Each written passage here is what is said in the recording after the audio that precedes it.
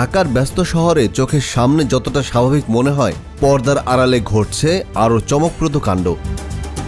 বিশেষ করে অভিজাত এলাকাগুলোর আবাসিক হোটেল ও স্পা সেন্টারগুলো যেন অন্য এক দুনিয়া। নামমাত্র ব্যবসার আড়ালে এখানে চলছে নিষিদ্ধ কার্যক্রম। আবাসিক হোটেলের দরজা খুললেই যেন অন্য এক জগৎ। বেশ কিছু হোটেল এখন আর সাধারণ ভাড়ার কক্ষ রাখার জায়গা নেই, বরং নির্দিষ্ট কিছু গেস্ট আসলেই বিশেষ কক্ষ বরাদ্দ হয়। কেউ কেউ আসে ঘন্টা হিসেবে, আবার কেউ বা রাতভর থাকার জন্য। তবে এসব হোটেল যে শুধু রাতের জন্য বুকিং নেয় তা নয়, দিনে দুপুরেও চলে স্পেশাল সার্ভিস। শরীরচর্চা আর বিশ্রামের নামে ঢাকার বিভিন্ন স্পা সেন্টারগুলোতে চলছে অদ্ভুত সব ঘটনা। থেরাপি বা রিল্যাক্সেশন, এসব নামের আড়ালে কি ঘটে তা বুঝতে আর কষ্ট হয় না। চটকদার পোস্টার, সোশ্যাল মিডিয়ায় বিজ্ঞাপন আর ব্যক্তিগত যোগাযোগের মাধ্যমেই চলে কাস্টমার আকর্ষণের কাজ।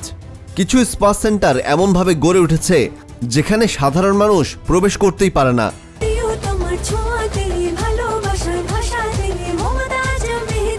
মমতাজ রেড গোল্ড মেহেদি মানে প্রিয়জন প্রিয়তমার মেহেদি। বিশেষ পরিচিতি বা কারো রেফারেন্স থাকলেই কেবল ভেতরে যাওয়ার সুযোগ মেলে।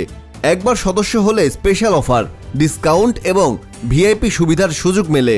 আরও চমকপ্রদ বিষয় হলো কিছু স্পা সেন্টার এবং হোটেল এখন সরাসরি কাস্টমারদের কাছে হোম সার্ভিস পৌঁছে দিচ্ছে।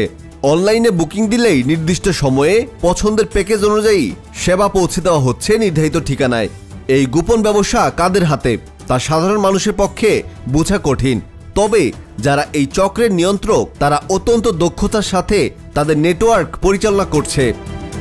নতুন কর্মীদের নিয়ে আসা, গোপন গ্রাহক তালিকা তৈরি করা এবং আইন শৃঙ্খলার চোখ ফাঁকি দিয়ে ব্যবসা চালিয়ে যাওয়াই তাদের প্রধান কৌশল। এখন প্রশ্ন হচ্ছে, এই ব্যবসা আর কতদিন চলবে, নাকি এটি ঢাকার খোলা রহস্য হিসেবেই থেকে যাবে? Desk report, অপরাজয়া।